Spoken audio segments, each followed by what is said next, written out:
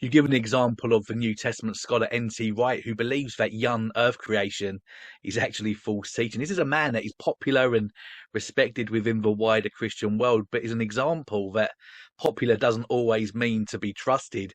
What does he say exactly about this, Simon? Yeah, well, N.T. Wright's he's an intelligent guy, but he's got one of those names that really help, because N.T. Wright is N.T. wrong when it comes to this issue. Yeah, sadly, I mean, N.T. Wright, if you go back and read his commentary, he wrote a commentary on Romans a long time ago, and in that commentary on Romans, in Romans chapter 5, he does actually defend a historical Adam. And if you move on to today, actually, he completely rejects a historical Adam, and he has really been influenced in his theology, obviously, by the idea of evolution and millions of years. And so now he rejects there was a first man called Adam. He just sees Genesis as sort of telling the story of Israel's origins, that sort of thing.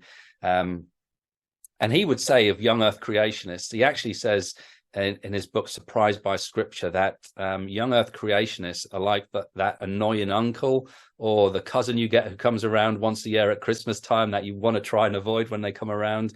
And he describes young earth creationists as basically they're like the word's gone from my head now, but he describes as Gnostics. Sorry, that was the word, Gnostics.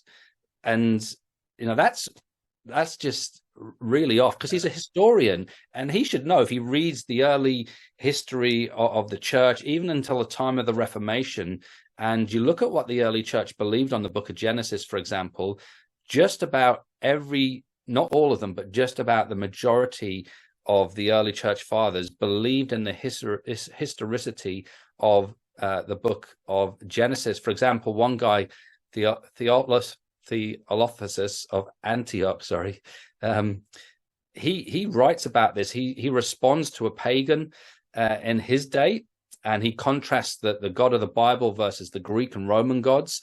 And the history in Genesis he uses to refute the history of Greece and Egypt, which was obviously based upon a sort of a long period of time. And he actually talks about the fact that, look, we know our history is reliable, and there's not even 6,000 years have passed yet.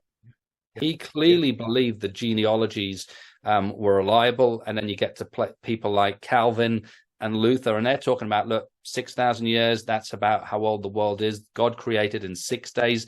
In fact, Calvin and Luther both have to correct the Roman Catholic Church of their day, because they were saying, well, the days are just like a metaphor, but they were correct in the Roman Catholic Church.